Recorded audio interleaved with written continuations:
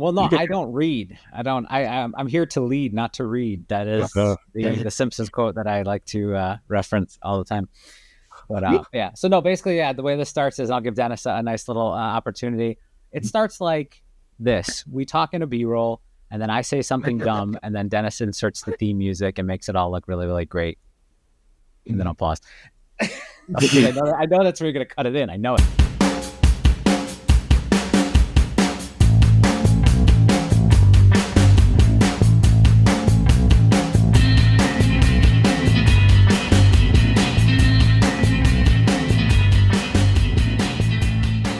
All right, we'll get that started then. Okay, so here we are, episode 4. I'm not going to call it a milestone because Dennis gets mad every time I call every episode a milestone. But for me, doing something that you love and doing something that gets traction and picks up and people listen to, it's a milestone for everyone that we do in my mind. But oh my God. Yeah, here we are, Developers After Dark, episode 4. I am your host, Nick LaPorte. And with me, as always, for better or for worse, are my co-hosts, Dennis and AJ. I'll popcorn that over to you. Why don't you introduce yourselves?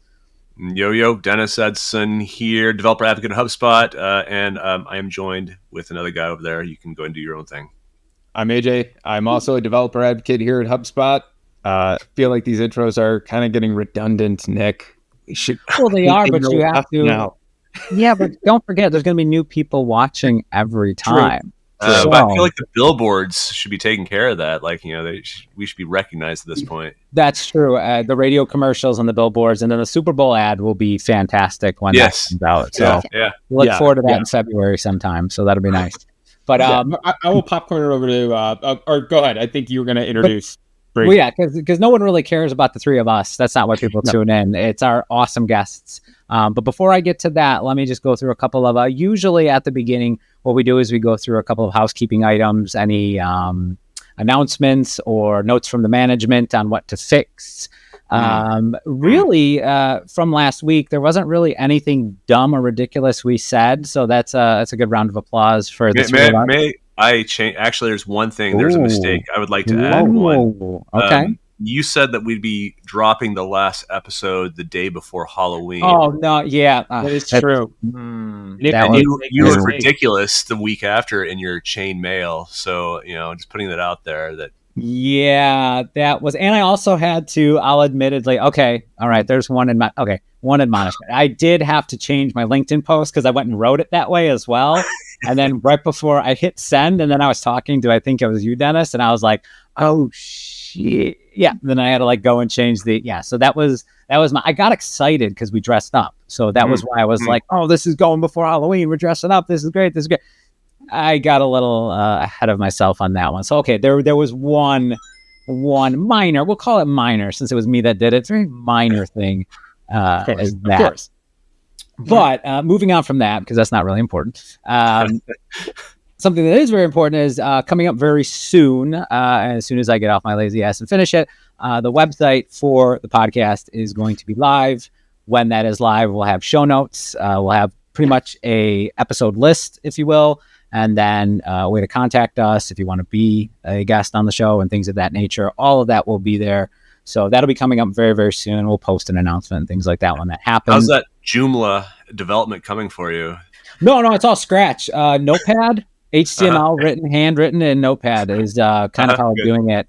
And then hand drawing all of the animations. Wow. So, Wow. Yeah.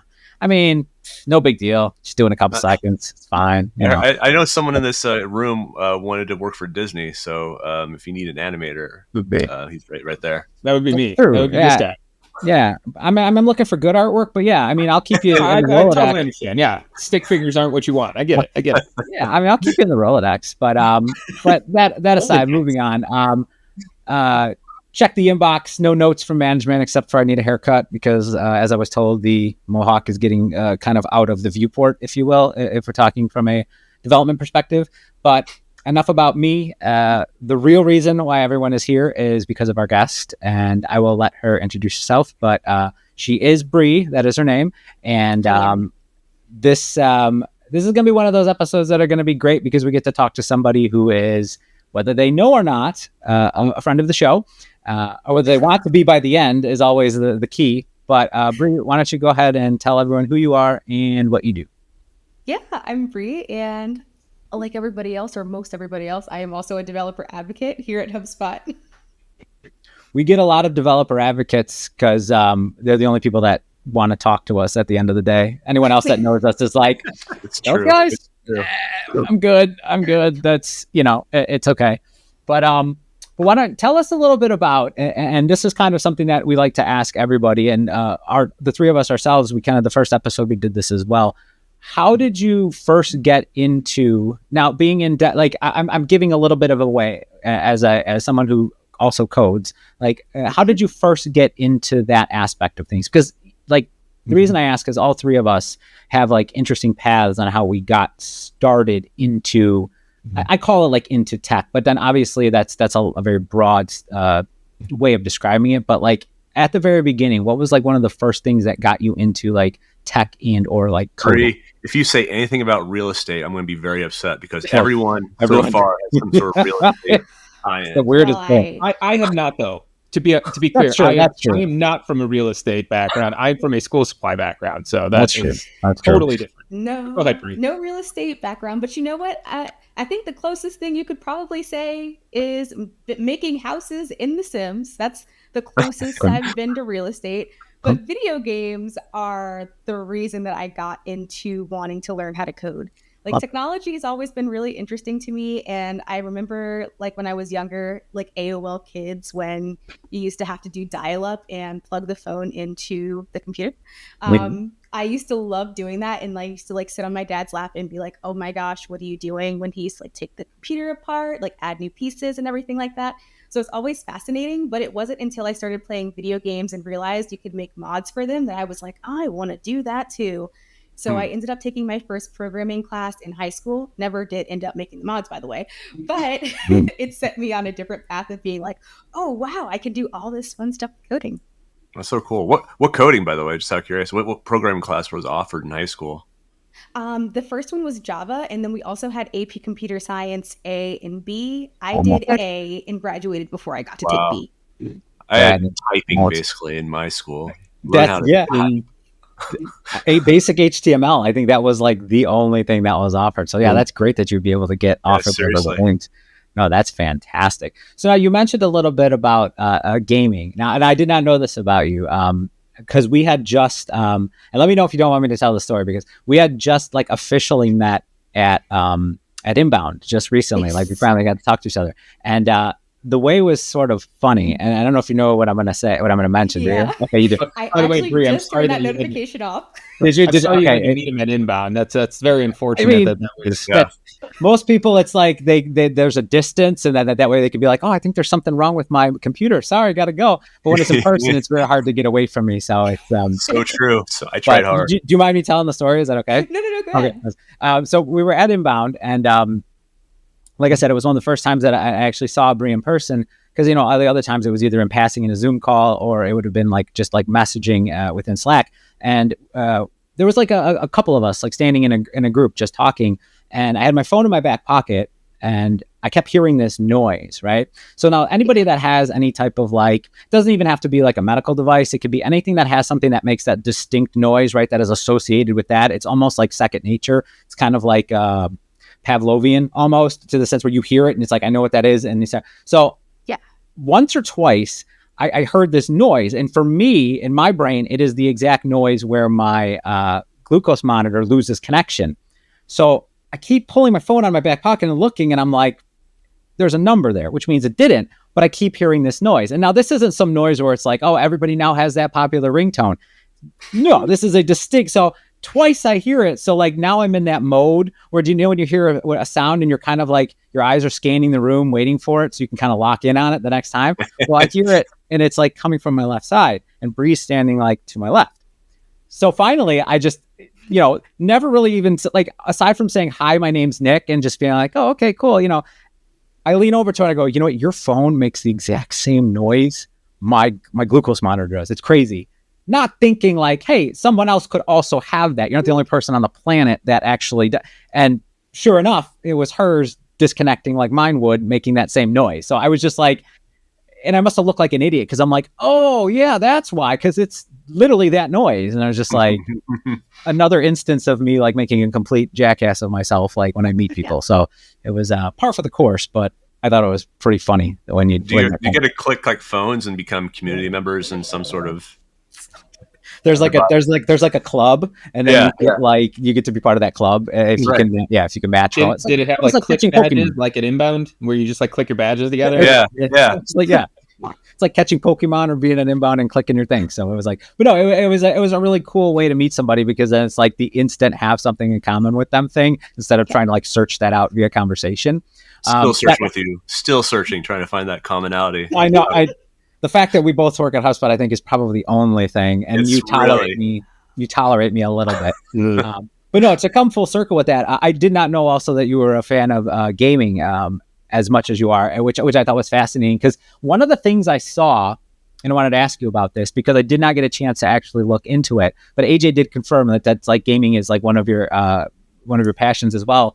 There was something about you did a talk, but you tied in Zelda and Hyrule. Am I getting that right? Because I saw the title of it. Can you tell us a little bit what that is about? Because one, I still want to like watch it and read up on it, but I didn't get a chance to yet. But I want to know what that's about, because I find that brilliant. People who can take any type of topic that is, somewhat unrelated to something and tie it in.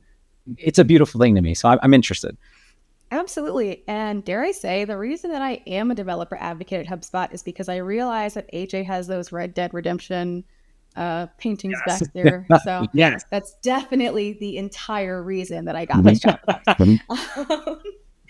yeah, I wrote a talk, and it was my very first one, actually.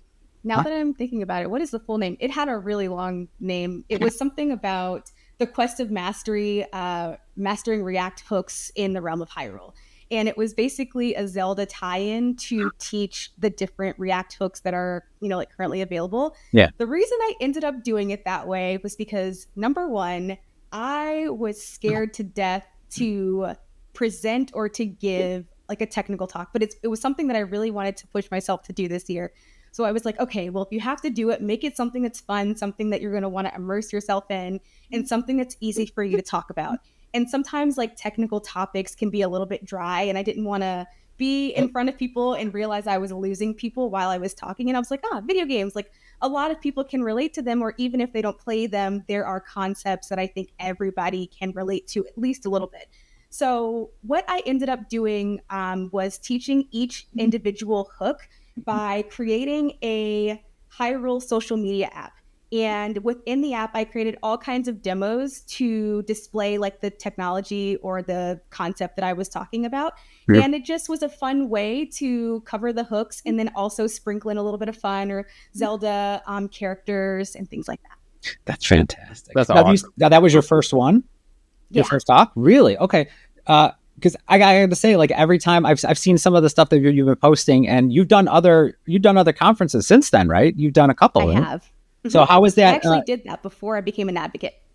So how is that? Like, because you said you were, because I as well, and I haven't done that many either. Like speaking in front of people and doing that at a conference and just being there was nerve-wracking to me. Like you can ask Dennis. Like literally like 5 minutes before, I was like, "Would you be okay if I just left? Like I'm not like, you cool with that?" Like I was slightly teasing. Yeah, slightly teasing him. But like, how did you? Because like I said, you've done more since then. And how did you kind of like that? How did you kind of get over? And maybe you haven't, because some people don't ever really get over that fear. But like, how did you get over that fear and anxiety of like going up and talking and just like injecting yourself into that? Yeah. So for me, the getting up in front of people talking wasn't the hard part. I was a nerd and used to do oratorical contests in middle school, which is basically where you write a speech about a certain prompt, and then you get up, you give your speech, you get a little medal, maybe you get some hot chocolate and cookies at the end. Oh. So the getting up and talking in front of people, that was the good part. And I feel like the presentations are fun. It was the tie-in of the technical pieces that I was a little bit worried about and wanted to be better at. Something that I've sort of like struggled with along my journey as a software engineer is my confidence when I'm talking about technical topics. And it's not all the time that I don't know the topic. It's just that I don't want to seem that I don't know it, or I'm afraid of somebody being like, absolutely not. That is actually not the right thing. So I've been trying to challenge myself to speak more confidently. And in doing so, it's made me more confident, like in my technical ability. So the getting over it part, it was just doing it. I did one of those things where I applied to a couple of talks at the beginning of the year, assumed that I wasn't going to get them because it was my very first time. And honestly, I was just doing it to check it off my list and say, great, I did it. If nothing happens, that's fine.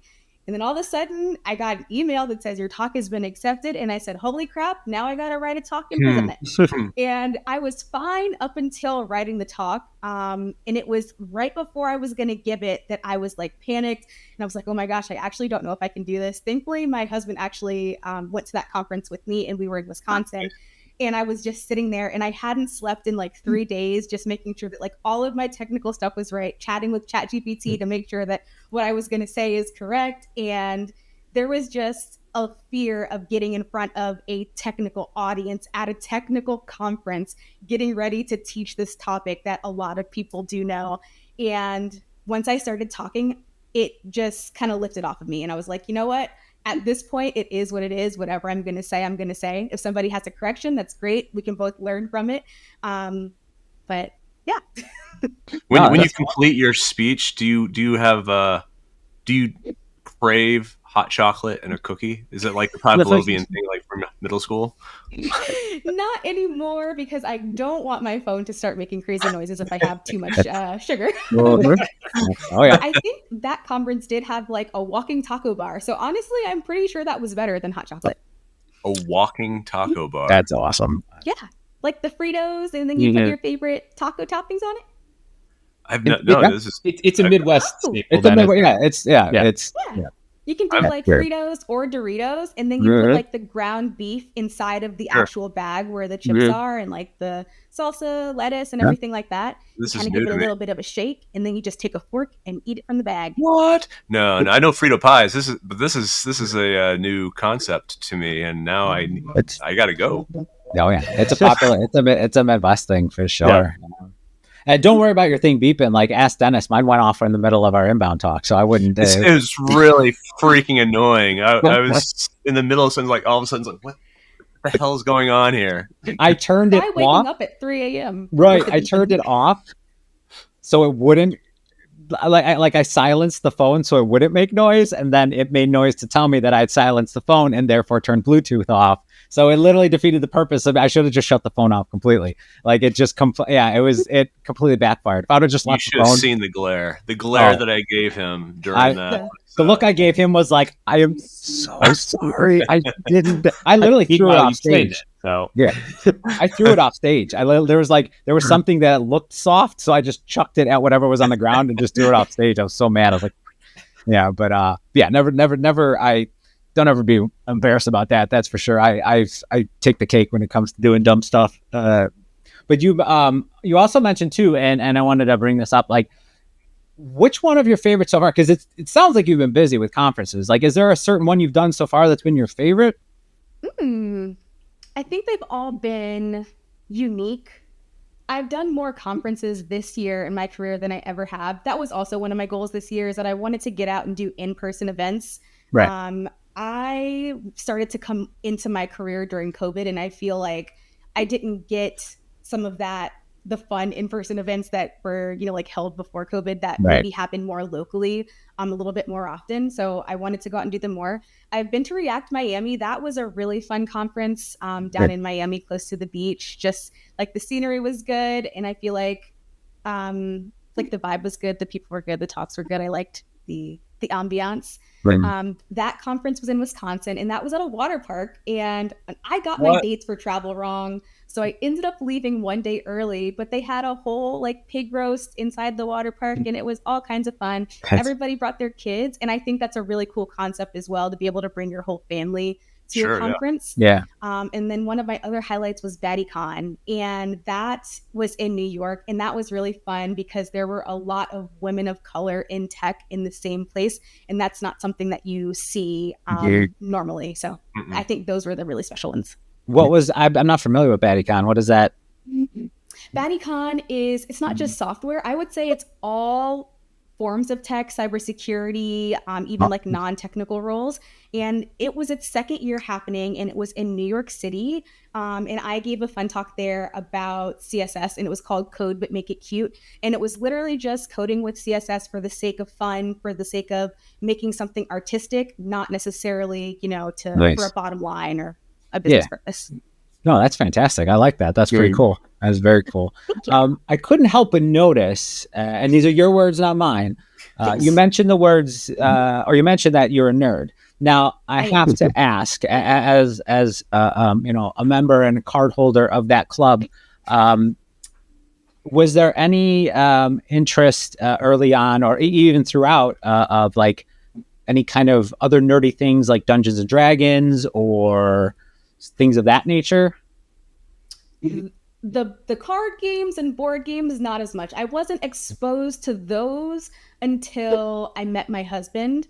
We play Lorcana now, which is made by the creators of Dungeons and Dragons, with a little sprinkle of Disney magic, of course. A lot of fun. I haven't played Dungeons and Dragons just yet, but I'm thinking of diving into Baldur's Gate, which I've heard is Dungeons and Dragons-esque, and maybe that'll be a little bit of a gateway for me. AJ can tell you all about that. He's a big fan of that at the moment. Yeah, it's kind of it's amazing, Baldur's Gate, and the fact that I have over like 100. I don't even want to look at how many hours I have dived into that game, because it just makes me upset knowing that I could have spent that time doing something more productive.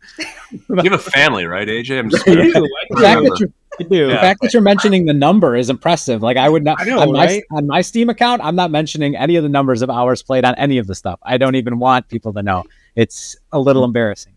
You don't want people to know that you've spent 120 hours playing. I don't know. I have 120 hours on City Skylines, which is basically a city simulator where you build the roads and you watch people hang out in your city. That's awesome. That's awesome. That's it. Now, so let me ask you this really quick. Okay. Did you notice a difference in the retention of people when you use the video game analogy in your talk versus something like the CSS one? Did you notice more engagement when looking around the room or anything like that? Like, do you think that might be like a cool niche almost to like start? Is niche or is it niche or niche? I don't remember. I've heard both ways. But like, do you feel like most developers might identify more with that? Because from what I've come across, like, most developers I run into are also video game people, like very techie. So like, what are your thoughts on that? Like, like you said, you noticed like a little bit of a difference, right? That like people were really grasping that concept. Yeah, I think the key thing to remember there is the CSS demo that I was doing and the video game talk were two completely different groups, two very, very different audiences. And what I tried to do, and I have not been successful at this every time, is to tailor the talk that I'm doing to the audience that I know I'm presenting in front of. Women, we do love video games. However, I thought it would be better in a conference that is a little bit smaller to do more of a workshop style something where we can actually physically take something away from the session, which is why I ended up doing a CSS demo for that one versus that conference, which is a little bit bigger and there's a lot more people. If we were coding something out live and maybe a couple of people have fallen behind, it might be a little bit trickier to catch everybody up and get to one solid checkpoint and make sure that everybody can leave with something. I do feel like it caught the attention, the video games, to the end. I didn't find that there was like a lot of people leaving in the middle or anything like that in either one of them. I did run out of time when I was giving my BattyCon talk, but everybody just about that was there when I started was there when I ended. So I think both of those had pretty good retention. I actually don't know. I haven't decided if I'm going to give the video game one again. I want to like spruce it up a little bit and maybe make it a little bit more of an advanced talk. I think it's kind of tailored for beginners right now, and I really love that, but I don't know if that's something that is accepted widely at conferences, the more beginner talks.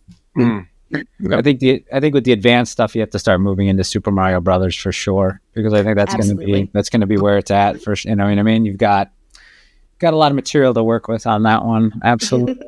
But no, I do appreciate being able to take something, you know, like from a technical aspect and being able to marry it with something that's maybe not apples to apples with it, but it relatable, right? And then make it make sense. Because I think that's not just like in speaking, but just in daily communications, right? Because like, especially when even if you're at work and you're talking with somebody who may be in a different department who like is an expert in certain things, and you're trying to relay something to like, just finding that commonality in that language is, honestly, that's kind of one of the reasons why we started this, to be completely transparent, was having these type of talks and conversations, but then, making them enjoyable, and then like speaking about them in a way that no matter who's listening, it's a conversation that you could feel like, oh, well, if I logged into the studio and just kind of jumped into this, I could talk too. I could have a conversation. So it's, I got to say that it's kudos on that, because that is just something that personally I find hard to do. So here's a question for everybody. What's the worst analogy you've ever given? Like, you've done it and you're like, oh, that was so bad. I really hope they get this.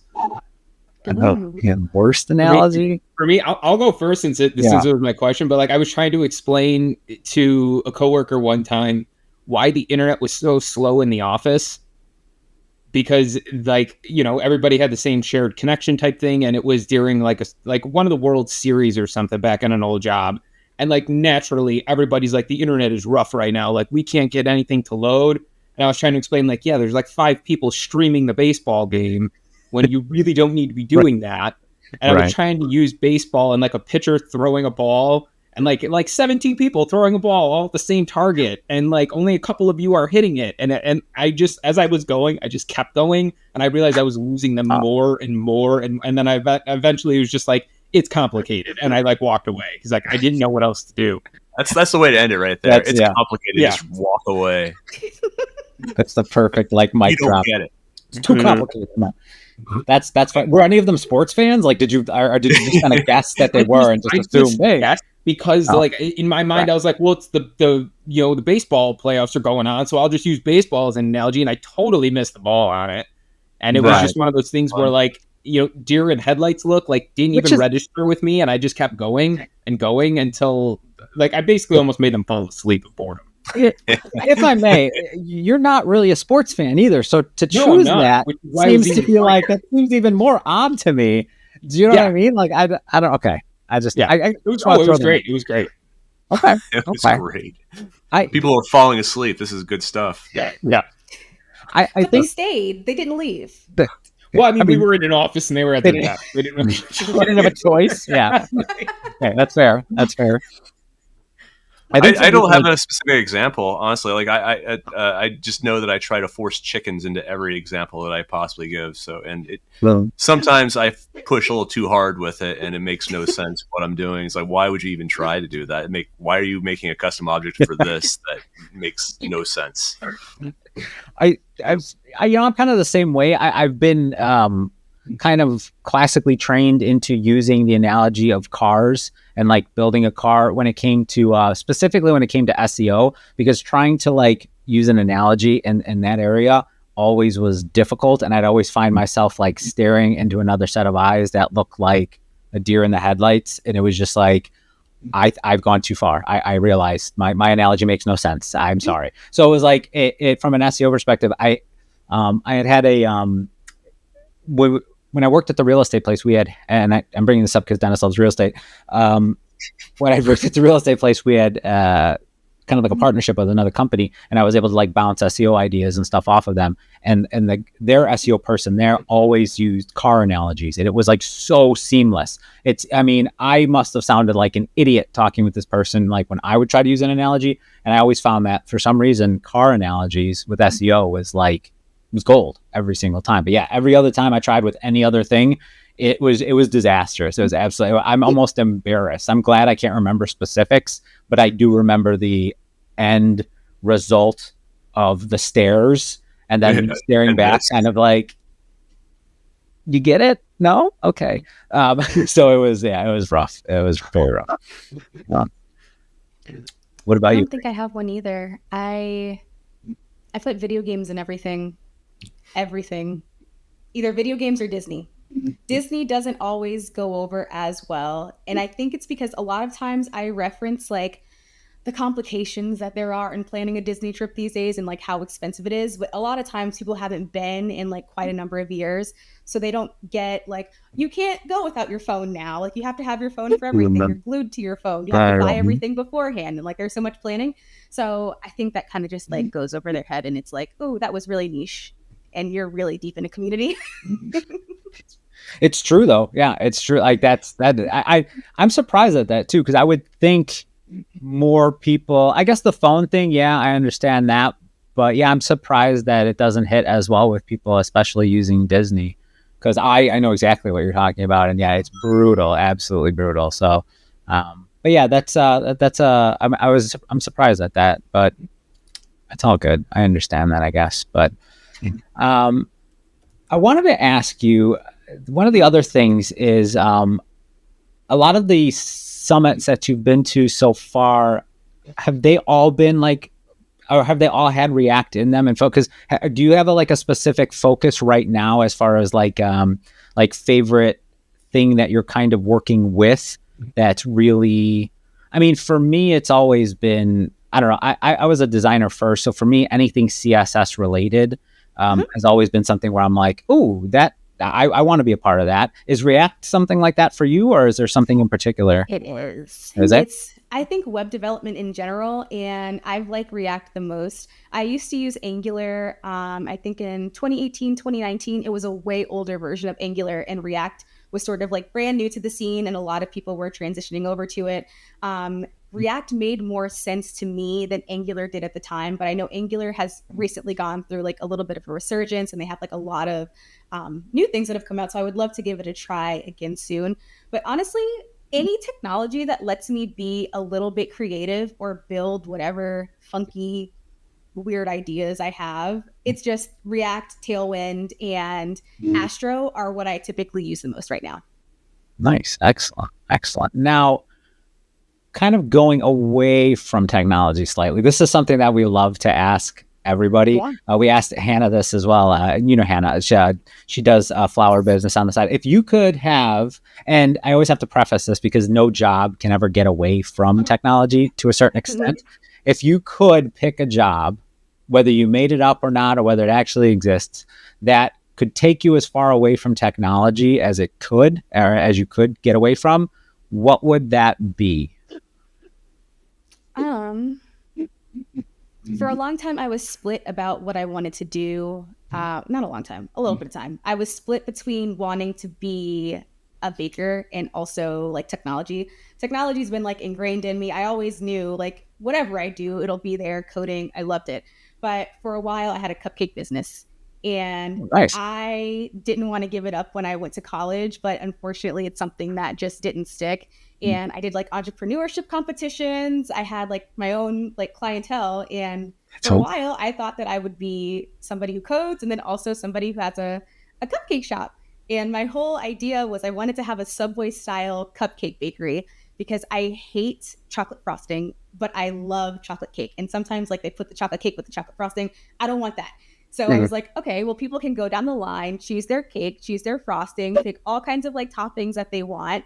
And that was my concept. And for a long time, I stuck with that. Like, this is what I want to do. I wanted to have like a little cupcake cart that I could, like roll around and sell cupcakes mobily. I had a whole business plan. So I think that would be the thing that I would probably go back to if all of technology burst and exploded. That is awesome. No, that is awesome. Now, do you still, is like baking something that you do as a hobby to still kind of like you keep up with it in a certain aspect, or?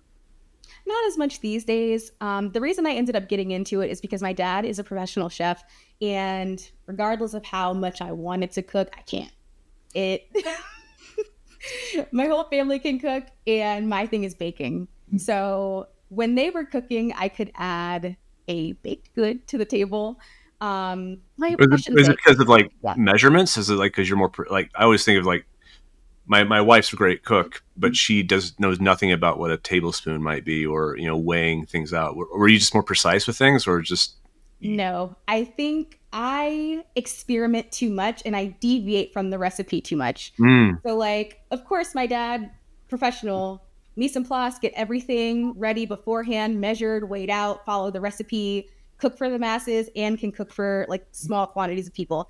If you ask me, because he's always like, taste as you go. And I'm like, oh, I'm tasting it. And it tastes like it needs something. So then I add it. And then maybe it needs something else. And then I add it, but maybe it's too much or maybe it's not enough. And then before you know it, it's Thanksgiving and I've made a dish that literally tastes like nothing, which is scary because it's the middle of COVID and we're trying to figure out if we all have lost our sense of taste at the same exact time. Right. Or if my food just sucked. And in that case, it just sucked. Nobody was sick. Wow. That's the artistic part, right? That's the trying something because it's like the old adage, like they say, those who can't cook code, right? Isn't that how it goes? I'm pretty sure. Like, yeah. It's like Socrates or Plato, one of the two, I believe, has mentioned that at some point. But no, I mean that to me just sounds like that's just like the artistic and the creativity part of you, just kind of like I do the same thing. I don't I look at recipes as like suggested. It doesn't. Right. I mean, it's 2 cups, 3 cups. We'll work with it. We'll see what happens. So, but I think they were upset that I experimented on Thanksgiving. I think they would have been like, experiment at your house. That's great. We love that for you. I can follow a recipe and it will turn out fine. I'm actually hosting Thanksgiving for the first time this year. It's going to be good. Everybody's coming, so everybody's going to contribute. Yeah. My dad doesn't know it yet, but he's going to do a lot of cooking too. Will it be Zelda themed though? That's going to be. See, my family is not as much into the nerdy stuff as my husband and I are. And it will not be Zelda themed, but because it is our house, they will be immersed by Zelda. My husband plays RuneScape a lot, like all the time. Yeah, RuneScape. I haven't heard that name in forever. Right.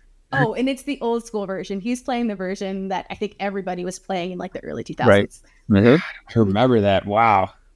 Now, that's do you... Oh, go ahead. Sorry, that just like brought a surge back. Okay.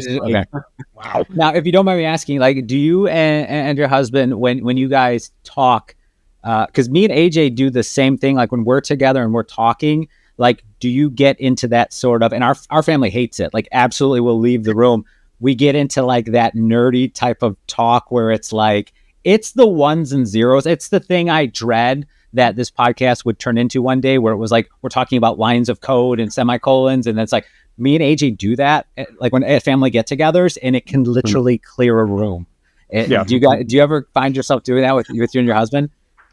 Not as much. And I think it's because we don't typically, because our family is like so spread out, whenever we do get together, we don't really talk video games. But if we end up doing so, my sister is very quick to just stare at us. She doesn't leave, but she lets us know that we're talking about nerdy stuff. So nice. Dude, I'm noticing a trend with the LaPortes here, though. Like earlier, AJ said he could clear a room in the office, like no one, like was falling asleep. Right. And now at family gatherings, you clear a room just by talking. No. So fun fact of what I've done, and I've told my wife, like, we'll alternate bedtimes with the kids, right? And when the kids are like refusing to go to sleep, I will be like, do you want to hear about my day? And I will go into such technical code level of things that the one time my daughter looked at me and she goes, Dad, I'm really tired. It's time for me to go to bed. Wow. Talking. Could you record an audiobook for me? Like, can you record this, like, and I can just play it for my daughter? You know, I totally could. We really should just have like a kids version where we just talk about code, and then eventually they'll fall asleep, and then be like, "You're welcome, parents." Done. See, we clear rooms, but at different ends of the spectrum. Like, he bores people to death. Mine kids are like, can you just stop talking and leave? You've been talking for like an hour. Like, just go. Like my daughter was like, Dad, this is great and all, but like, I just want to go to bed. We're good. Like, we're good. Just go away. Go. You're fine. Like, I'll just be like, and it'll be exciting stuff, but it's like, it's too much. Sure, it will. Stop. Sure. No, I think in my family, we'll listen. I don't think we ever just like get up and leave, but especially we FaceTime all the time. So if ever it's just quiet and you realize you've been talking for a long time and then somebody goes, well, okay, I was just checking to see what you were up to. That's when you know that you've talked for too long. Yeah. Been on the opposite end of that. For your family, is your family, because you said your dad is a cook, are they technical at all too? Like, do they pay attention, like what's happening in tech, or are you like their tech resource? Like, something happens with the computer, you're the one getting the phone call every time. Yeah, my dad used to be technical, and I say used to, and I really wonder what happened, because there was a time where he was teaching me everything, and it's my mom would cringe if I said this, but I started to do PowerPoint nights. We started doing PowerPoint nights as just like a fun, cool thing that we do together, where we make like a fun presentation, whether we want to teach something. I did a presentation on all of my family and how we're all different characters from SpongeBob. Like, it's really unserious. It's just for fun. Oh my God, I love it. One time, I looked at my dad's Facebook and I was like, hey, we're going to do a cybersecurity PowerPoint night right now. And I was like, you guys, we got to be better about what we're putting on Facebook. You got to clean this up. And I'm like, Dad, how did you teach me things?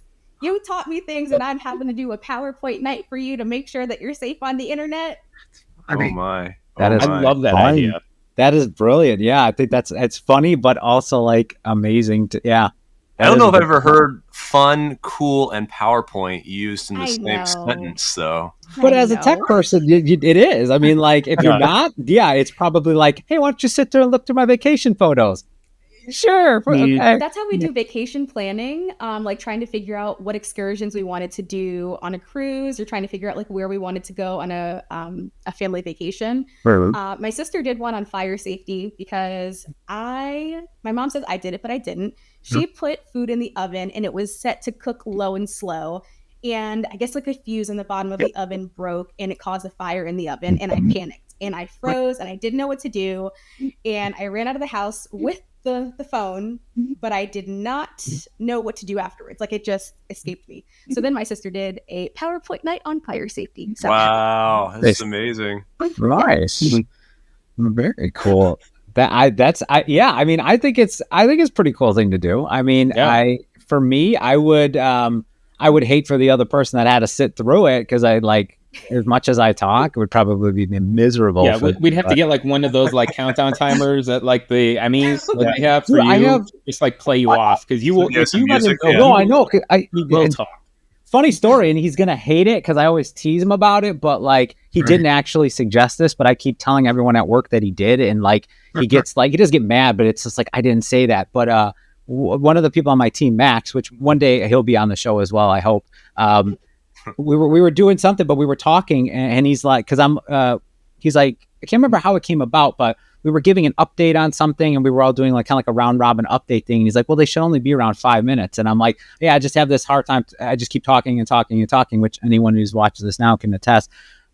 And he goes, well, they make timers, where, sand timers that like, you just pick the 5-minute timer and do it. Mm-hmm. And I'm like, I never thought of that. I'll buy a 5-minute sand timer. So every time I gave an update, I would do it. But I always tell him like, yeah, no, Max was like harassing me and told me I talked too much. So I had to buy this timer because I was ashamed. And I said that in like group meetings, and I was messing around, which I do, but like, I don't know if anyone understood that. I was just goofing around. So I was like, I had to like go back and explain like, no, he didn't really shame me into it. I thought it was a really good idea. So now I do it for my kids too. I'm like, brush your teeth. So there's like 10 sand timers in the house that I'm just flipping over for stuff. Like, when the sand runs out, it better be done. So are they really nice ones? I assume you have a very nice, like, type like some sort of Harry Potter. No, these are just like, they're just basic. Like, I mean, with my kids, they'll break them. So it's like, I just got the semi nice ones. No, I know what I could get you for Christmas then. Mm-hmm. There you go, sand timers. Yep. Yeah, that's like. There's also this really, really cool thing on phones called a timer now. Whoa! You set multiple of them, Nick. I don't know if you knew this. I'm trying to unplug from the internet, right? I'm trying to like the prehistoric, and you probably have a sundial somewhere in the house too to tell your time it is. There are clocks. There are technology for this. I mean, you see my backyard. I mean, I could put some rocks together and do a little like. It's possible. It's very possible. So. But no, I mean, like, that's why I like asking those questions about like, what would you do if like you could pull tech away from your job as much as possible? It's like one of those things where it's like, I don't know. I feel like everybody needs that, which actually is a really good segue into, because I see you clicking around in the notes, AJ. Hey, stop talking. Come on now. I was trying to figure out how to connect this. And I thought I did, but I guess you did too. No, you did. I heard you say it, and I was like, all right. But a little thing we like to do, aside from sounding unintelligent as hosts and co-hosts, is we pick a couple stories every week when time allows, and tech related, right? But we like to talk about them in like real terms and things of that. And we put them on a list, and one of the ones that I wanted to bring up first, just because of the fact it's completely HubSpot related, mainly because Dharmesh's tweet was featured in it. That's the reason, was because I believe chat.com was just purchased for just a cool $15 million, I believe, was the price tag on that. Chump change. Was that the actual what he bought it for? How much did he buy it for initially? I thought he bought it for 15, then he sold it for more, possibly. Well, no, Sam Altman, I believe, of OpenAI bought it for 15 million. Was the price tag. Okay. Yeah, so maybe he spent less than on that, because I saw his LinkedIn post and it was cryptic at best. Right. Yeah. So his tweet, Dharmesh said like he basically put in a bunch of prompts to ChatGPT, but he says that he bought chat.com for 15.5, and then after, he doesn't say how much Sam purchased it for, but he did say that he's not the kind of person that wants to like make profit off people, kind of thing. So he that's I thought yes. Okay. Sam bought it from him, but Sam's tweet literally was just chat.com. Right. Yeah. That was and I bring this up also too because maybe one day Dharmesh ever watches this, he'll come on the show. So, I'm talking to him later on today. We're having dinner later on. Okay. That would be fantastic. It's just one of those things. So it's interesting we talk about this. I have actually like pinged Dharmesh in Slack before, and he actually responds. So I just want to highlight that as like, that is so cool that he actually does that. Right, because that's exactly what he wants. Is he wants somebody like me just pinging him about going onto a podcast he's never heard of. But I just ping him and say like, "Hey, how's your Thursday?" Like, I actually have something to like share with him when I do it. But I've seen the picture. It's just like AI. Facebook. I just do hi on AI, and like we've had a conversation about it. Like, I just love that he's always open to chat with any level of HubSpot that you're in.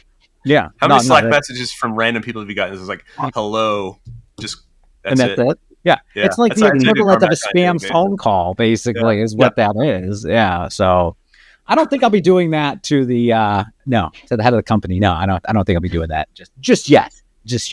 I'm not that cool enough.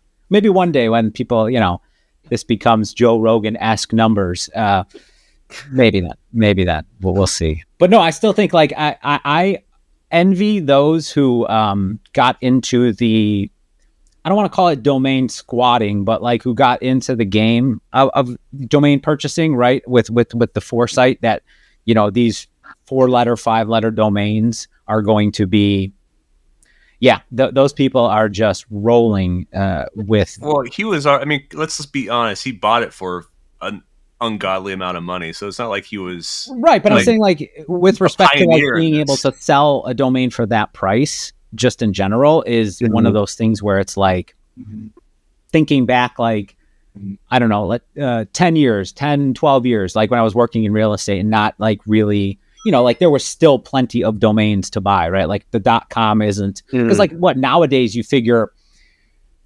just going out, just looking for the domain for our site, right? You go on to like, whether you look at GoDaddy or wherever and you do your search.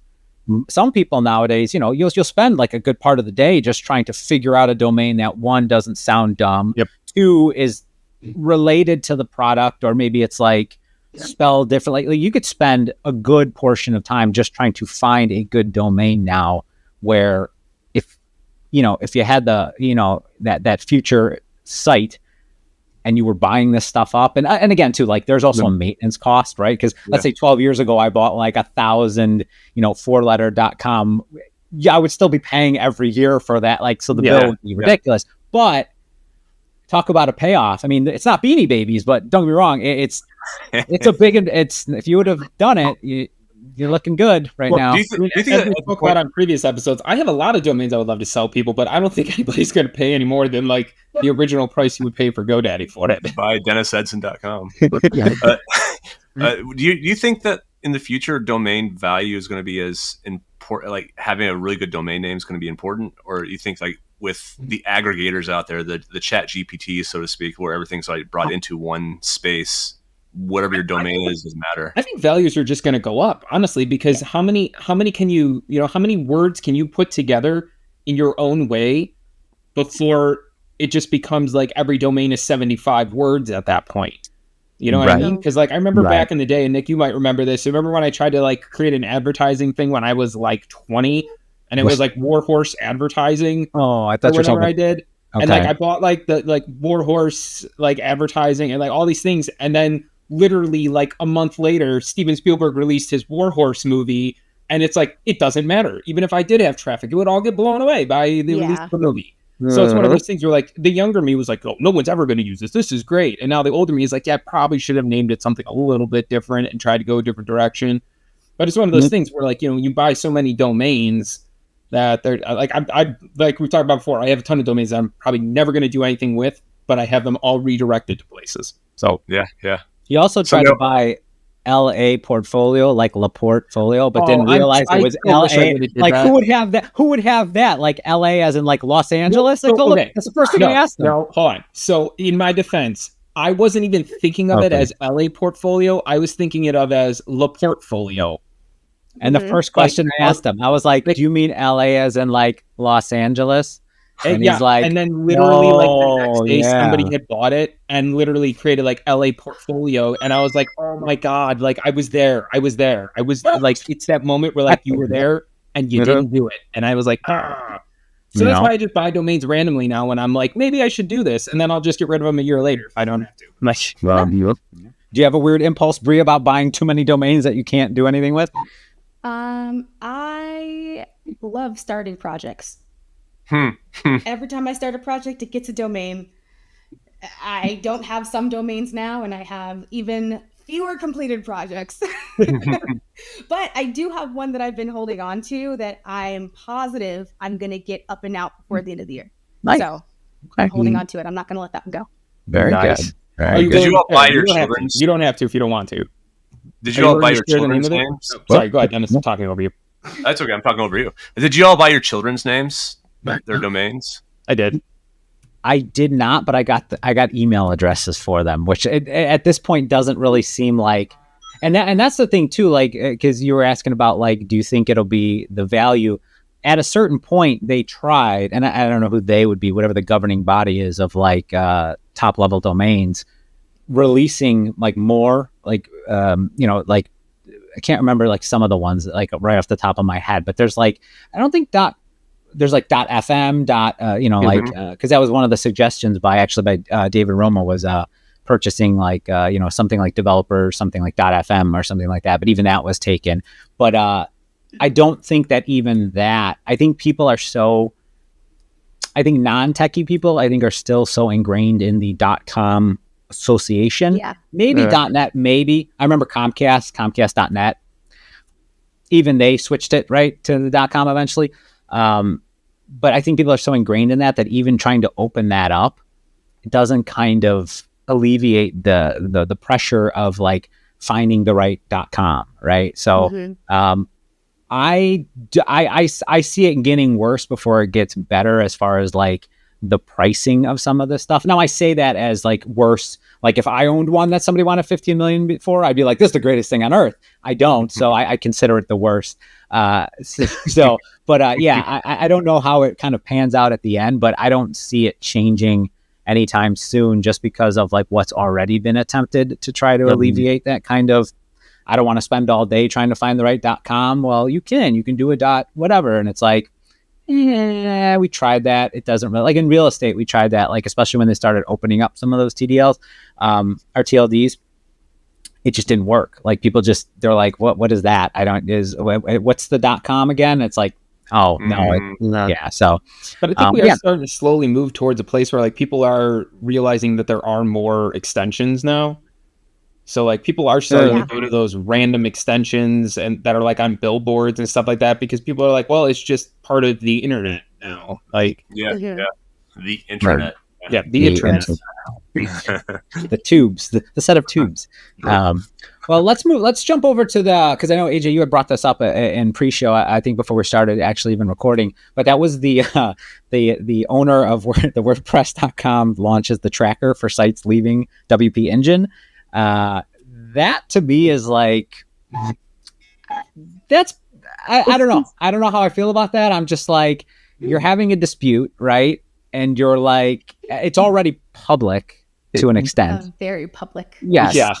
And now you're kind of throwing gasoline on it by creating this. Like, I just don't know how I feel about it. I don't think if I was a business owner, that'd be something that I would choose to do, but I'm curious. It's essentially fishing with dynamite. Like, that's basically like because I think it's hilarious. I'll put that out there. I think it's absolutely hilarious that they did this. I also think it's crazy that the data is being published like that. Right. Of, like, just calling out who's leaving. True, but I look at that number and I gotta say, like, working in ecosystem quality here at HubSpot, the concept of empathy has really been something that has improved, like me personally. And I look at that number and I can't help but thinking, like, those are websites. Those are those are people's, those are people's bakeries. Like, right? Like, those are like every single one of those, there's some sort of impact. Like, you don't know what it is. Maybe somebody installed it and I don't know, like, what that is specifically tracking as far as, like, leaving WP Engine, but, like, you think it has to be tied to somebody's business or somebody's just hopes and dreams in some form or fashion. So that's why, like, I see that number and it's almost like, yeah, from a tech kind of like pulling a stunt type of thing. Yeah, it's sort of funny, but, like, I can't get, I don't know. Maybe it's because I'm getting older and I'm just, like, lame now, but I can't get past that number being, like, an individual's hopes and dreams, potentially, right? Yeah, for sure. A lot of these people had, like, they paid some developer a long time ago to build this thing for them, and now they don't have, what are they going to do?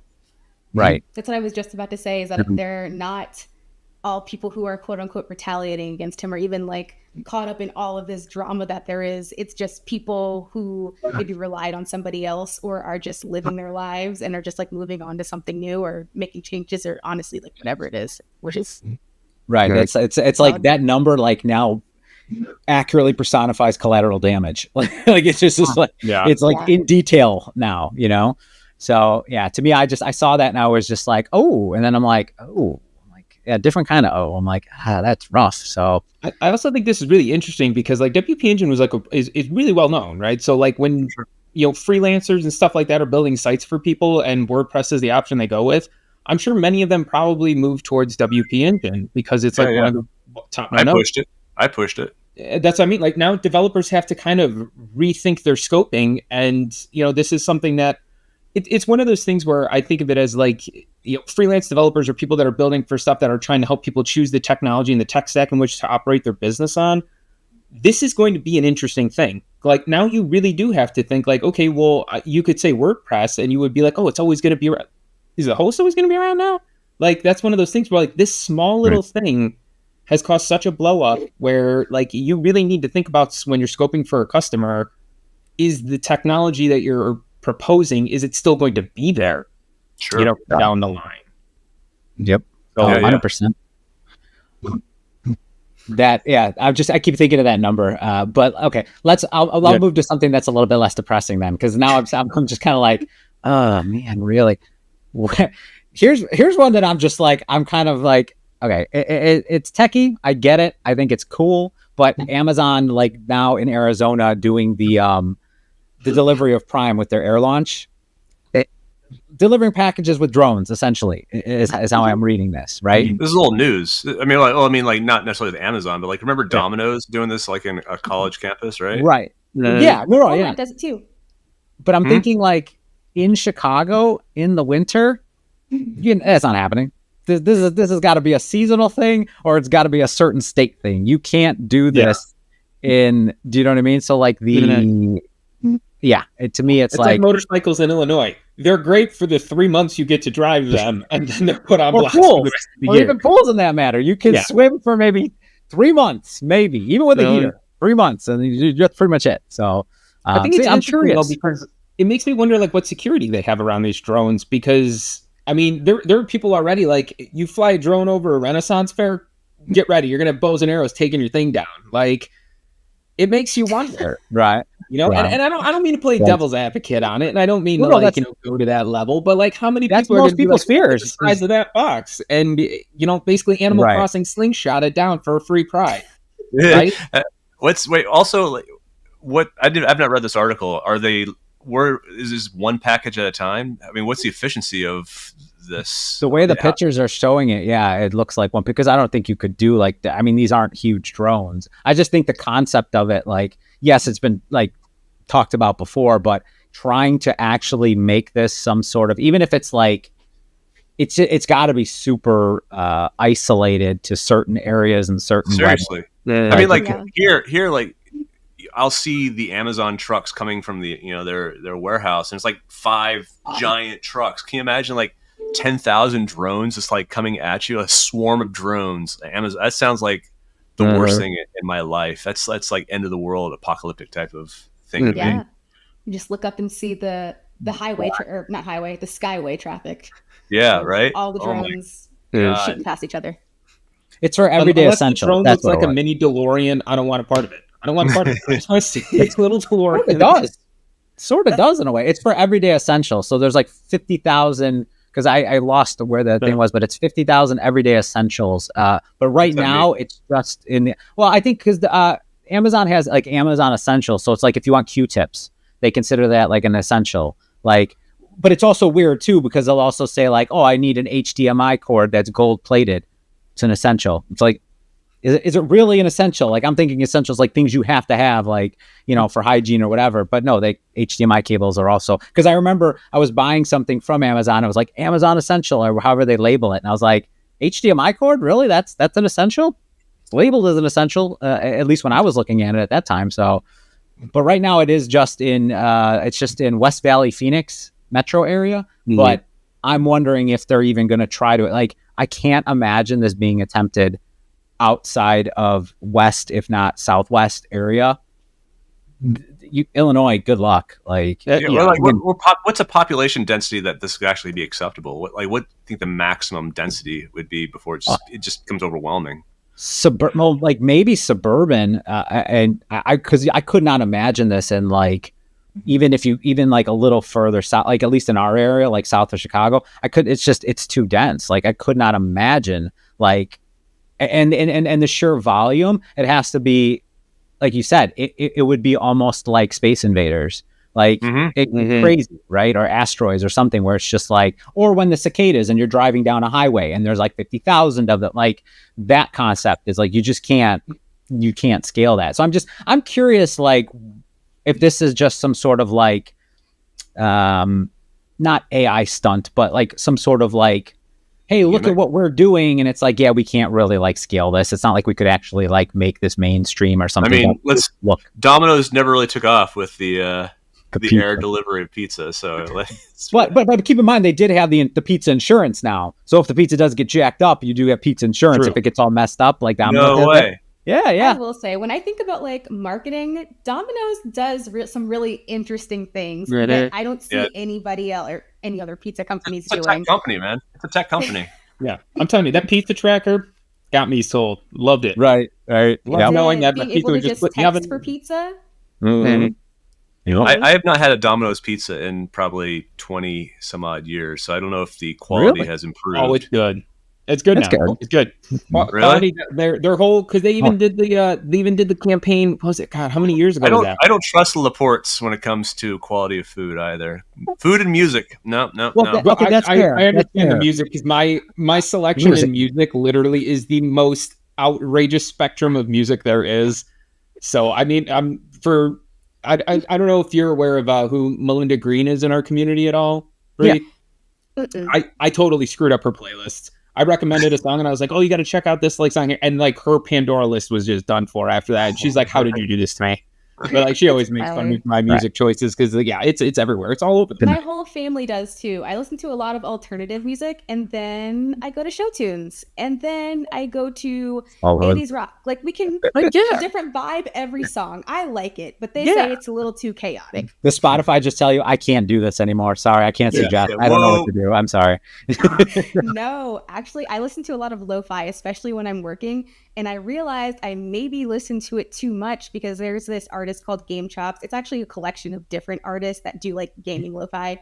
And I realized I was in the top 1% of their listeners last year. And I was like, you just listen to them on repeat all the time. That's a lot.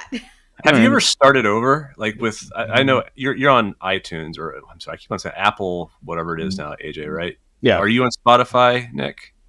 No, I do Google Music usually. Okay. Well, on Spotify, you know, like after a while, you have like, it just, the playlists start coming at you and you don't work anymore, right? I because my daughter has totally destroyed my Spotify account, you know, numerous times. I keep on rebuilding it. I start from total scratch this time, and I'm kind of lost, honestly. It's like I don't know what to listen to now.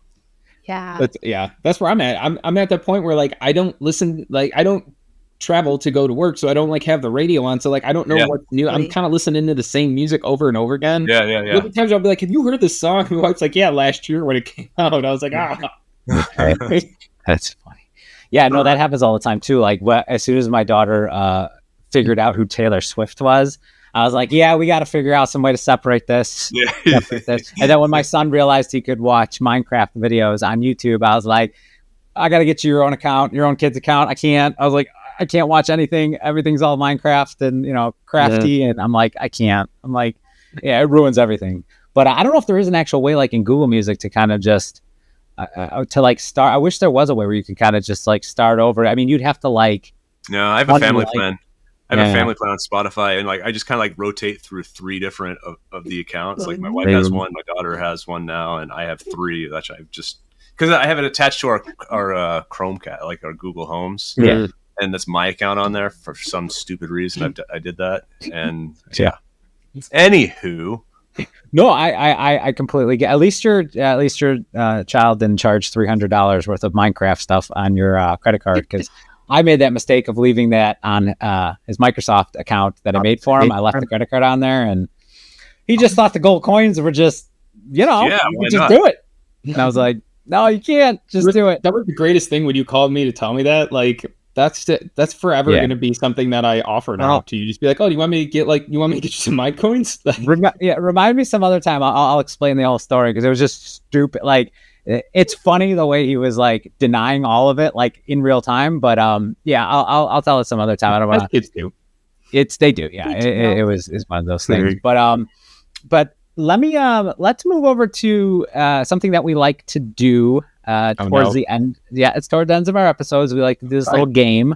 Now we can. I'm trying to think here, because what I'm trying to do is I'm trying to avoid Dennis and AJ cheating. I see no links in the doc here, so I can't see the. I never open them anyways, even when he does put links. Neither do I. See, this is the caliber of Brie I'm dealing with here. Like, I have co-hosts that don't help with the notes ever. Oh wow! They show up for the vibes. They show up. Yeah. I thought we were incorporating AI into this. Is that not our note taker anymore? Should we look when these notes were actually created, just to see when how long we've had access to That's them? not important. None of that is important. Let's the fact that I do it is what's important. When I do it is none of your business, good sir. Thank you for asking. But no, it's we like to do at the end. We try to come up with, and at first we were always going to do these kind of like 10 questions all the time, but then we found that it might get a little repetitive, so we found a way to create these kind of like little fun games right at the end. And what we'll do is we can do it as, if you guys want to do it as a group, that's fine too. But what this time I came up with was famous movie quotes, and you have to guess what movie it's from, and bonus points if you can guess the character that actually said it in the movie as well. I am gonna fail so. Bring it. This is my jam. So what we do is, when it comes to AJ and Dennis, we take them at their word for it, which probably in hindsight, not the best idea when it comes to scoring, at least. But I'm winning. I believe I won last week. We're not going to talk about last week. So much. I don't know what the hell happened last week, but like and he did not see the notes, Bree. He did not.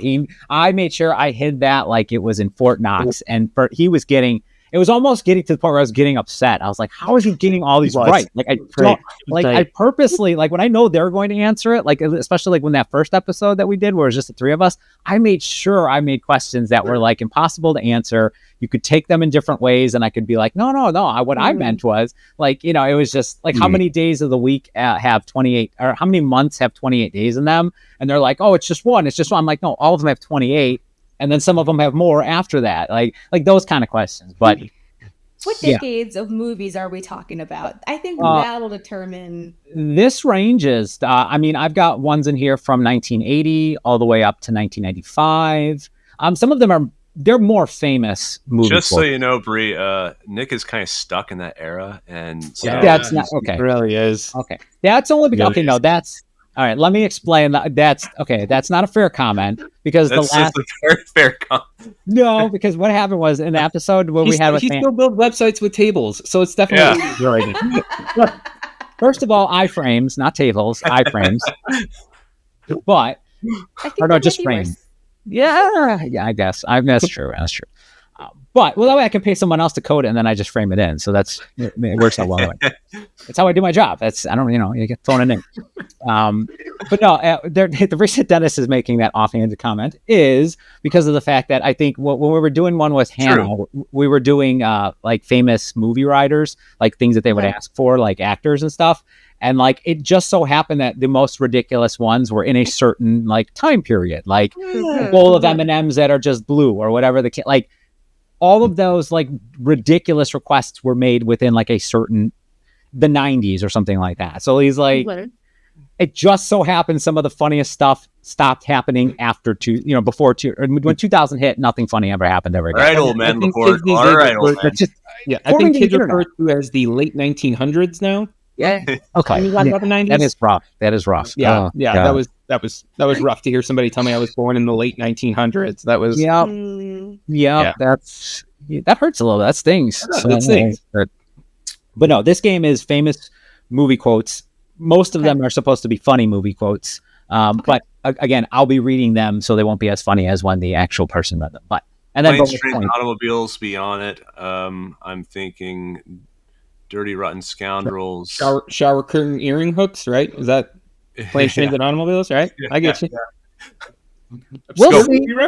Count me in. I'm there. I'm just saying, we'll see. But let's do this, and let's see. Well, I expect Brie, and Brie will be honest, but I expect the two of you to try to be honest with your answer, since we'll just go and like everybody can just get what they think the answer is. But let's go with the first one, and I'm keeping score. And the one thing, as a little caveat here, I have no idea how I'm ever gonna like surface these scores out because the games are always different.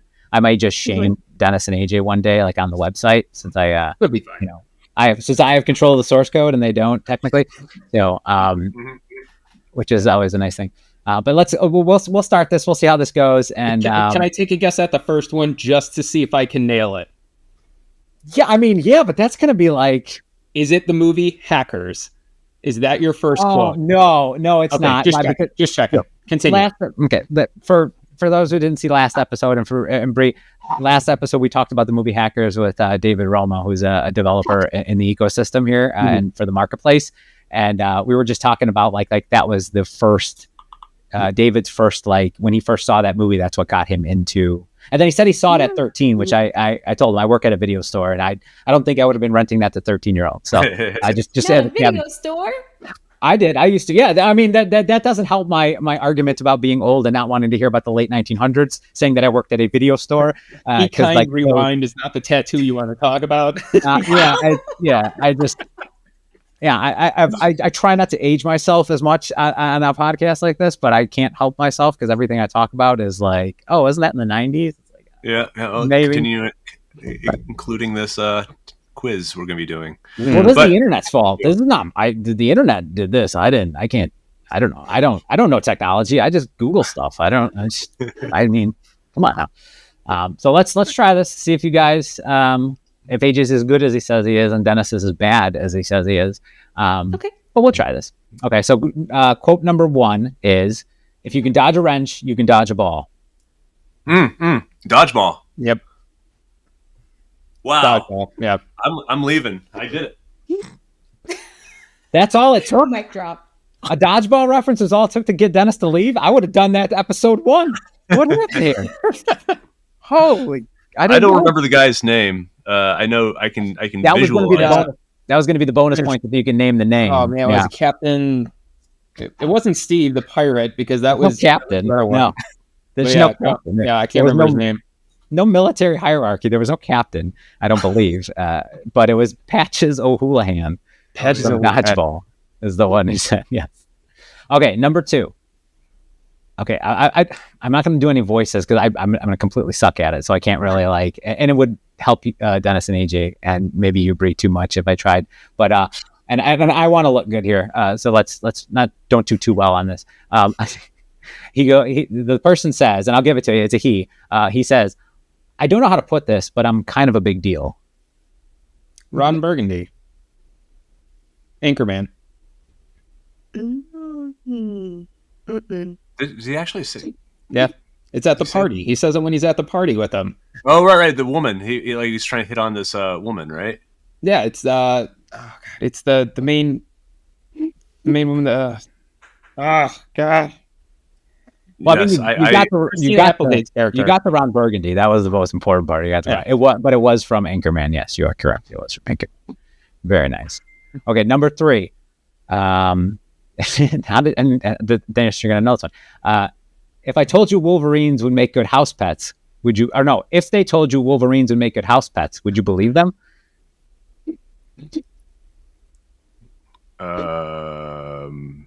What 1990s movie is this from? Is it some X-Men reference? I was gonna say this isn't from the most recent Deadpool and Wolverine where he's making fun of Wolverine, is it? Nope. Nope. I think I'm pretty right away. You're like, nope. I know that. That was a good movie. I saw that one. Yeah, it was a good movie. I don't know this one. See, Dennis, you mentioned it actually right before Planes, Trains, and Automobiles. Really? Del Griffin's Planes, Trains, and Automobiles. Yep. Yeah. So you mentioned it. 1980s even. We're going way back now. All right. Like I said, the internet does not lie, right? If it's posted, it must be true. Number 4. If you ain't first, you're last. Ricky Bobby. That's Talladega Nights. Wow. It was Ricky Bobby's dad who told him that because that was his mantra that he lived by. Right. Do you your the breadth of movies is kind of like seems like you're on a very specific path here with the same actor. Will Ferrell, yeah. What's going on, dude? Did you just look at like some Will Ferrell fan site to find these? Was Will Ferrell in Dodgeball? I don't remember that. No. Anchorman. No.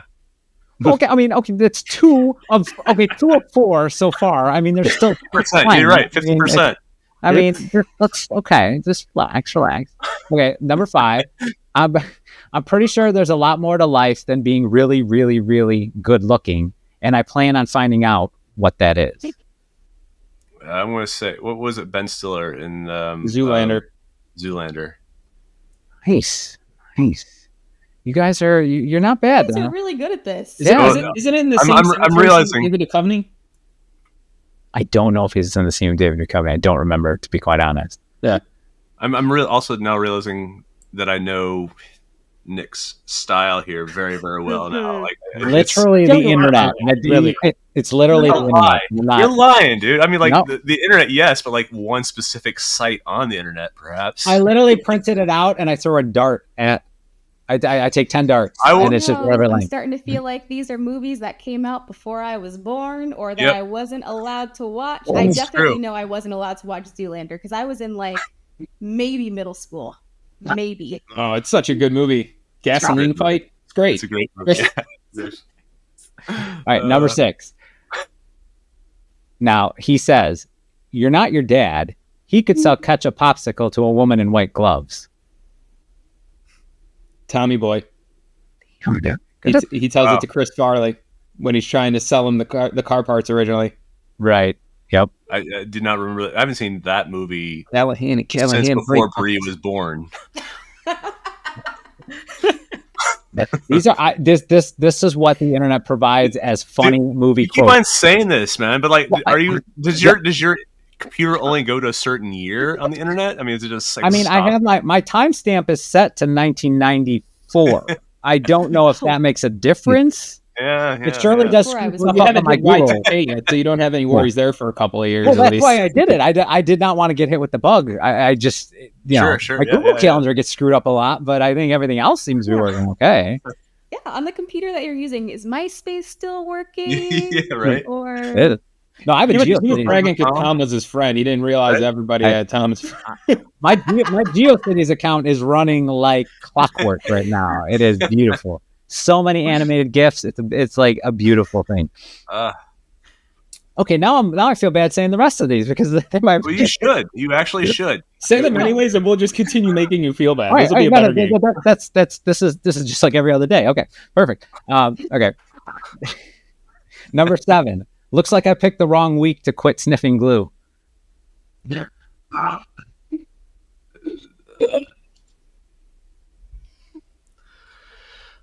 Some SNL character that went into a movie. No. From I don't know. It's from the movie Airplane. So yeah, it is the 80s. I was gonna ask if it was from one of the Naked Gun movies because it sounded like it would be. Same guy. I mean, you got the same leading actor. Yeah, no, that was a good one. Yep. All right, here's number 8. I award you no points, and may God have mercy on your soul. Billy Madison. Wow, dude, you're killing it. Which is not the intent of any of this. Is for Adrian to get good at any of this. There's a really bad unfair advantage with you being brothers. There really is. I think there really is. True. That's true. Okay, but I don't like him. Share your VHS movie collection. I mean, but I don't like him. I work at the same video store. So I do this. I do this intentionally for him to fail. I don't want him to really succeed. Yeah, there's no favoritism here. There's no. I don't know, because my sister and I, even though we watch some of the same movies, we have like different taste in movies. But if I say a quote of a movie that she knows I watched a lot, even if she was around when I was younger, she knows it from the sheer fact that she hated that I watched it. Okay, that's fair. That's fair. Okay, maybe subconsciously, I'm happy for you, but I'd still rather see you fail. On the outside. So, but we'll just keep that between us friends here. Sure. But, number 9. That rug really tied the room together. Did it not? I know this one. Come on, Dennis. I don't know. I don't know why. Oh, yes. That was a great movie. Okay, that's a Brie. If you've not seen this one, this is like actually of all the things he's mentioned so far, which most of them are crap. Yeah, this one was required viewing. Yeah.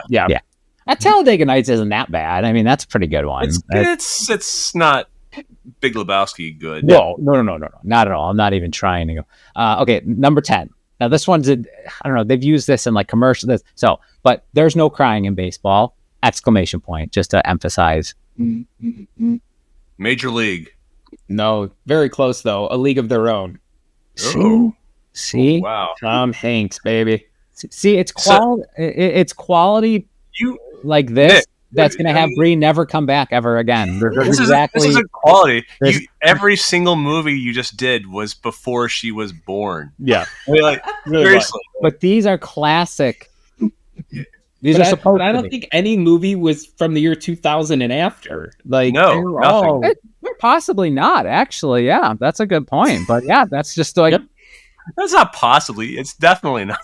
Yeah. Right. No. And what I'm saying is when you look up like, and this is the thing too, like when you look up like funny movie quotes, like just in general, or funny movie quotes, like, whatever type of movie, like these are the lists that come up. They don't list like anything like as like famous funny movie quotes. Like it's because I use the word famous because I'm thinking like, okay, maybe that will be. Even if it's not a movie like that was in this last decade, maybe it'll be one that like is so well known just from pop culture. So that tells you something. And I'm just going on a philosophical rant here, but that should tell you something because like, why aren't there more? And like, these are like websites, like bigger websites too. It's not like Nick, these like little stop it. You need to stop using Alta Vista, to do your web searches. Web crawler. It is web crawler. Right? I use web crawler. Remember the spider web crawler? I used it. Yeah. Acid Cheeves is not working anymore, so you should move on at some point in time, bud. I don't know. Next time I'm on, we're gonna do Disney Channel movie references. Yes. Y'all gotta guess who said everything. I'll tell you what. Here's what we're gonna do. We're gonna do an offshoot. You create some questions for us, and we're gonna do another thing. We're gonna do like a follow-up sort of like mini episode, and you are gonna quiz the three of us because that would be awesome. Absolutely. Like I would love to, because there's some stuff I know maybe from like my kids, but then there's other stuff where I'm like, I don't know, like I may have heard of, and I would love to be able to be like, I want to look like an idiot on the opposite end of like these questions. I just want Nick to feel super old. Well, as opposed to looking like an idiot asking that. I already like, what is that. happening? Yeah, I already look like an idiot asking these questions weekly, or bi-weekly, but like I want to look like an idiot on the other end. You need to like have a little cardigan on or something like that to complete your old man look. Not the like Mr. Rogers cardigan. Oh my god, yeah, exactly. Dude, I would rock that with a Developers After Dark t-shirt, might I add. I would that's old man LaPorte sitting on his rocking chair. And I gotta get one of those like pipes, but like the ones that are like old 80s movies. Exactly. Gandalf, like a Gandalf pipe. And just kind of be like yelling at the kids in the yard. Won't stop get talking. Off my lawn. Really? You need the hat too. I don't know what the name of the hat is, but I guarantee you, if you look at a grandpa, you'll know exactly what I'm talking about. It's like the painter's cap. It's like the painter's cap. Yeah. Yes. I'm not opposed to any of this, just so you know. I mean, I'm sure you're not. I'm sure you feel very comfortable with it. That's the problem. I mean, I can get a members only jacket somewhere. I know, like, this could be something where this could be my outfit for the show. I would absolutely do that. That would be, I mean, we've already shown that we'll wear ridiculous stuff, on camera. So, but that would be a wonderful thing. But why not? It's just the internet. Yeah, it's not like it lasts forever. For a couple hours and then it's gone, right? Yeah, exactly. None of this lasts forever, right? Right, guys? Right? I hope, right? Yeah. But no, Brie, I wanted to thank you for putting up with our shenanigans for the better part of an hour or so, and it was really, really great talking to you. And can you tell people like where they can find you, and if there's any projects or anything that you want to promote, or anything like that? Yeah, you can find me everywhere at Bites of Brie, BYTESOFBREE. I'm one of those people who had a .com website, so bitesofbrie.com has all of my links and things that I'm working on switching that over. But yeah, I don't think I have anything too crazy in the pipeline, just trying to figure out where I could be speaking next year, so be on the lookout. Wait, no, you're not done yet, my friend. Aren't you going to be in the city? Yes, for React Summit in like 2 weeks. You can actually find me at React Summit in New York City in 2 weeks on the 20th. Nice. And I'm going to be giving a virtual talk as well. You don't have to be in New York. It's going to be on the 22nd. And I'm going to be talking about how we accelerate value to our customers here at HubSpot. Love it. Smart. Love it. That is fantastic. Thank you for the reminder. See, that's why Dennis gets paid the big bucks to do this show. I mean, that's right. I'm just getting college credit. I don't. Yeah. So this is just. That's why he's the only one with the title developer advocate. That's right. That's right. Mm-hmm. Only one. It's true. I love it. Well, thank you again, Brie. It was fantastic talking with you and getting to know you better and just having a conversation, because this is literally what this is all about. So this is pretty much the antithesis of what we want to do here, and we are so glad you're a part of it. And hopefully you will be a friend of the show going forward. But we definitely should schedule some time to do like a Disney kind of like, questionnaire on the flip side of it. So that way we can participate and we can make complete fools of ourselves, because that's literally my title here, for what I do. So I'd feel right at home being able to do that. But from everybody, oh no, it's not at all. Thank you for, taking the time, because most people would probably see Dennis on the bill and be like, maybe some other time. No, who can look at the DAD, the Dad podcast, and say no? I love it. Well, yeah, thank you from everyone here at Developers After Dark and the Developers After Dark family. We got to figure out what to call them too. Like, we call them the family. I was going to use Army, but then I was like, maybe that's not developers, grandchildren. The crew, the club. You could do the crew, the club. right? But you got to call them something, right? Like they're a group, like the Developers After Dark group or club or family. But hopefully after this episode, Bree, you will still be one of the Developers After Dark family, or you'll pretend like you don't know us anymore and that you were just blackmailed into doing this. So, but either way, we are glad that you were here. And from everybody here at Developers After Dark, I want to say thank you, and we'll see you again soon. Bye-bye. Bye. And